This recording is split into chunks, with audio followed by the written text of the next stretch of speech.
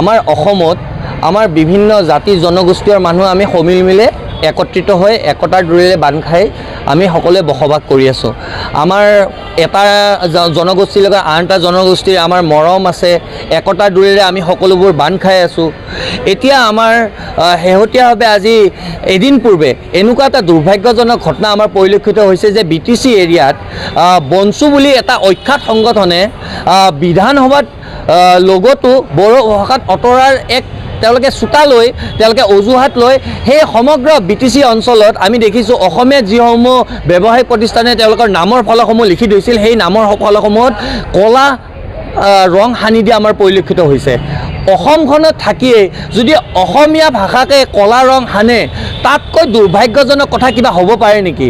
এইখন অসম আমাৰ থলুৱা খিলঞ্জীয়া মানুহৰ অসম। এইখন অসমত থলুৱা খিলঞ্জীয়া মানুহৰ দপদপনি চলিব, অসমীয়া ভাষাৰ দপদপনি চলিব।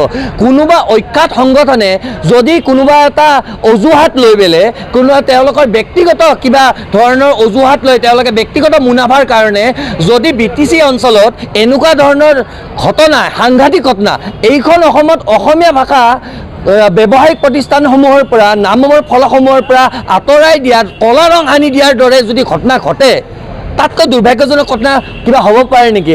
অসমতে থাকিব, অসমতে খাব, অসমতে সেই জীয়াই থাকিব, জীৱন নিৰ্বাহ কৰিব আৰু অসমীয়া ভাষাকে তেওঁলোকে ক'লা ৰং সানিব। এই কথাটো কোনো কাৰণতে আমি মানি ল'ব নোৱাৰোঁ। অতিকৈ দুৰ্ভাগ্যজনক কথা। আৰু অনতিপলমে এই বনচু নামৰ এই অখ্যাত সংগঠনটোৰ নেতৃত্বই ৰাজহুৱাভাৱে ক্ষমা খুজিবলৈ আমি দাবী উত্থাপন কৰিছোঁ। আৰু বিধানসভাৰ যি লগৰ পৰা বড়ো ভাষা আঁতৰাৰ যি কথা, সেই কথাটো এতিয়া শুনিছোঁ বিধানসভাৰ অধ্যক্ষই তেওঁলোকে নস্যাৎ কৰিছে। তেওঁলোকে কৈছে যে আমি হিন্দী ভাষাটো আমি সংযোজনহে কৰিবলৈ বিচাৰিছিলোঁ। এনেকুৱা ধৰণৰ ঘটনাই ক'ৰবাত নহয় ক'ৰবাত আমাৰ মাজৰ যি আমাৰ ভাতৃত্ববোধৰ যি বৰ অসমখনৰ যি আমি এজনে আনজনৰ প্ৰতি যি মৰম আছে, একতাৰ ডোৰেৰে বান্ধ খাই থকা অসমখনক ক'ৰবাত নহয় ক'ৰবাত ভাগ কৰাৰ উপক্ৰম ঘটিব। আৰু বিভেদকামী শক্তিয়ে এক তৃতীয় পক্ষ অনবৰতে আমাৰ অসমখনক ক্ৰিয়া কৰি আছে। কেনেকৈ আমাৰ অসমৰ এজনৰ মাজৰ পৰা আনজনৰ মাজত ভাতৃত্ববোধৰ যি এনাজৰীডাল ভাঙি দিব পাৰে, সেইকাৰণে চিন্তা চৰ্চা কৰি আছে। এনেকুৱা ধৰণৰ তৃতীয় শক্তিক এনেকুৱা ধৰণৰ কাৰ্যকলাপে ক'ৰবাত নহয় ক'ৰবাত উদগনি যোগায় বুলি আমি ক'বলৈ বিচাৰিছোঁ। আৰু অনতিপলমে এই বনচু নামৰ এই অখ্যাত সংগঠনটোৱে তেওঁলোকে ৰাজহুৱাভাৱে ক্ষমা খুজিব লাগে। আৰু এই অসমতে থাকি অসমীয়া ভাষাৰ ওপৰত ক'লা ৰং সানিবলৈ দুঃসাহস কৰা মানুহবোৰক ৰাজহুৱাভাৱে শাস্তি দিব লাগে বুলি আমি ক'বলৈ বিচাৰিছোঁ।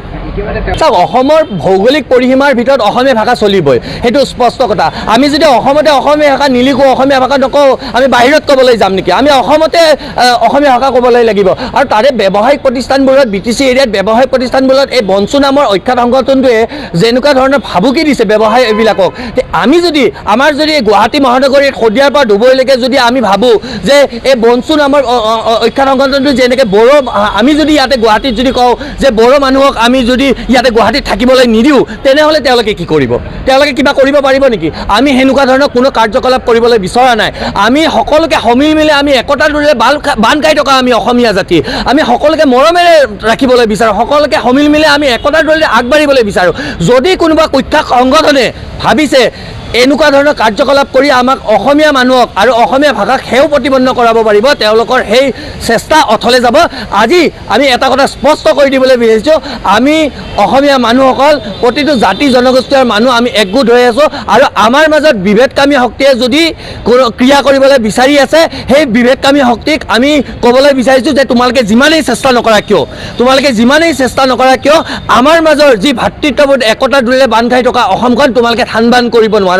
আমি অসমীয়া মানুহ একগোট হৈ আছিলোঁ আৰু অনাগত দিনতো অনাদি অনন্তকালৰ বাবে আমি জাতিটো একগোট হৈ থাকিম।